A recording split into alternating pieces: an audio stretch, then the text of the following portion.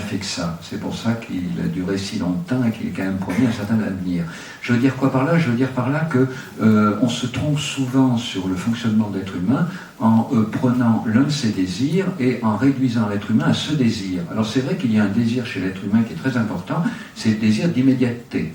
Avoir tout de suite ce qu'on désire, et même avoir tout de suite, ça serait encore mieux. Alors, un certain nombre de gens qui ont pris ce désir tout seul, qui l'ont isolé, se sont mis à dire, eh bien alors oui, mais ça va pas, c'est une tendance antisociale, ça favorise pas la maturité, donc il faut opposer à ce désir la frustration. Ben, imposer la frustration, François Dolto parlait même de castration symbolique, et n'oubliez pas symbolique, parce que déjà castration symbolique, ça fait un peu froid dans le dos, mais quand il y a plus symbolique, c'est encore pire. Voilà, donc l'idée qu'il va falloir châtrer l'être humain, cette composante de son désir, où il veut toujours les choses tout de suite. Mais c'est oublier qu'il y a chez l'être humain un autre désir qu'il est important de cultiver, parce qu'il s'oppose au premier. C'est le désir d'être maître de son destin et de transformer le monde. Or, si vous prenez en compte ce désir, vous comprenez que oui, l'être humain veut certaines choses tout de suite, puis quand il va les voir, il va les transformer pour se les approprier. Et pendant le temps où il va les transformer, eh bien, il ne va pas penser à en vouloir d'autres tout de suite. Donc je crois qu'aujourd'hui, ce qui est important, c'est de travailler justement sur ce désir, très important chez l'être humain et largement sous-estimé, notamment au niveau de tout ce qu'on pourrait en exploiter dans la consommation, désir de l'être humain de mettre la main à la pâte et d'être celui qui co-construit le produit dont il n'a eu que les éléments de base et qu'il va fabriquer ensuite. Quand j'étais enfant, il y avait un jouet qui s'appelait le mécano.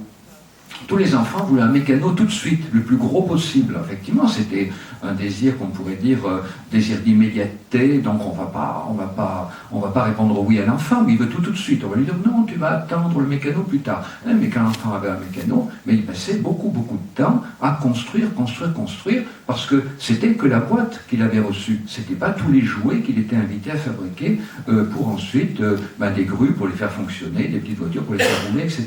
Donc je crois que c'est très important de jamais ne pointer qu'un seul désir chez l'être humain, comprendre que si l'être humain a cette capacité de traverser des crises incroyables, c'est parce qu'il a des désirs contradictoires et complémentaires à la fois, et que quand il y a un désir qui est trop menaçant, trop envahissant, eh bien, il faut travailler l'autre. Et aujourd'hui, on le voit dans les nouveaux réseaux sociaux, des gens veulent tout de suite, c'est-à-dire avoir accès tout de suite à beaucoup de compagnons, de compagnes, des relations immédiates. Et qu'est-ce qu'ils vont faire dans les nouveaux réseaux sociaux? Ils vont se donner des conseils de recettes de cuisine, qui vont ensuite patiemment faire leur cuisine. Ils vont se donner des rendez-vous pour prendre le temps d'aller jouer aux boules dans un site comme Peuplade. C'est-à-dire que d'un côté, il y a le désir d'avoir accès tout de suite à l'ensemble des interlocuteurs possibles, mais vous voyez bien qu'il ne faut pas vouloir imposer la castration symbolique à ce désir-là, parce que tout de suite, dès qu'il est satisfait, il est pris en relais par un autre, qui est d'être un acteur de la construction du monde, un acteur de son destin et un acteur de la construction de soi-même.